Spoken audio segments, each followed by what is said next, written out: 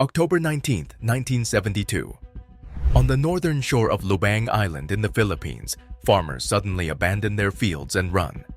Emerging from the jungle are two men in faded Imperial Japanese uniforms.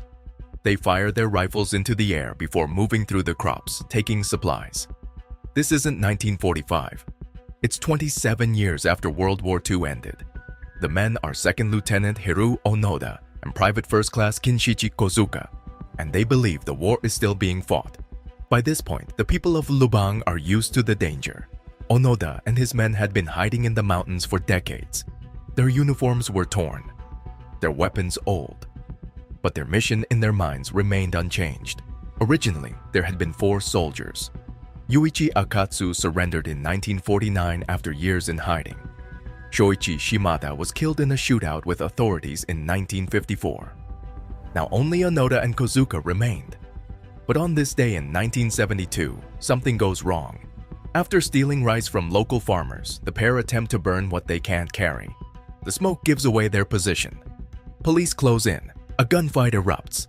Kozuka is shot and killed. Believing his comrade dead, Onoda disappears into the jungle once more.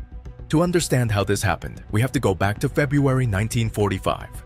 American forces were retaking the Philippines. Before withdrawing from Lubang Island, Japanese command assigned Onoda to conduct guerrilla operations. His orders were explicit: sabotage enemy efforts, gather intelligence, and never surrender. His commanding officer, Major Yoshimi Taniguchi, instructed him to continue fighting until Imperial forces returned. Suicide was forbidden. Surrender was not an option. Soon after, Japan formally surrendered. But Onoda didn't believe it. Leaflets were dropped from American planes announcing the war's end. Messages from Japanese officials urged holdouts to lay down their arms. Onoda and his men dismissed them as enemy propaganda, psychological warfare meant to trick loyal soldiers. So they stayed hidden. They built temporary shelters from bamboo and lived off bananas, coconuts, stolen rice, and occasionally cattle they shot and dried for meat.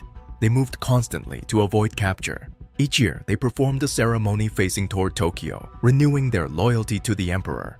As time passed, their numbers shrank. After Shimada's death and Akatsu's surrender, Onoda and Kozuka continued alone for nearly 2 more decades.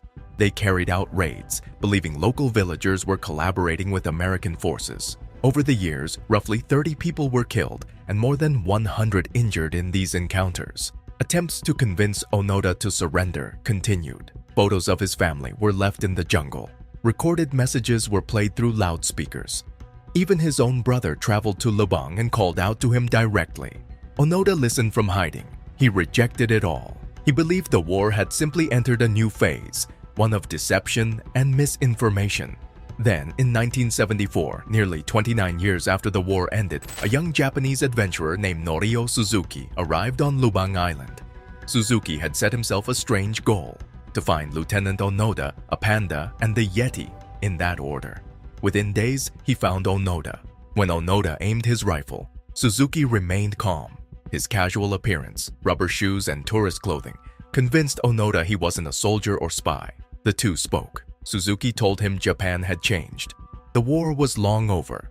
Onoda responded that he would only surrender if his former commanding officer personally ordered him to do so.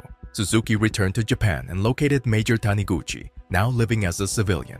In March 1974, Taniguchi traveled to Lubang and formally relieved Onoda of duty.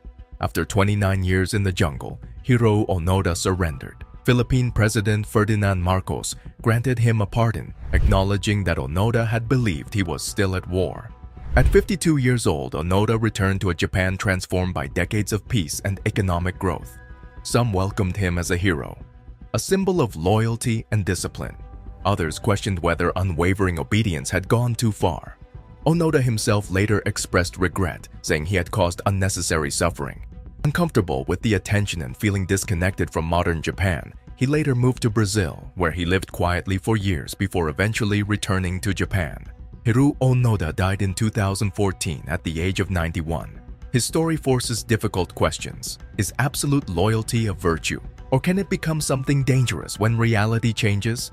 Nearly 3 decades after World War II ended, one soldier was still fighting it, alone in the jungle, bound by orders he believed could never expire.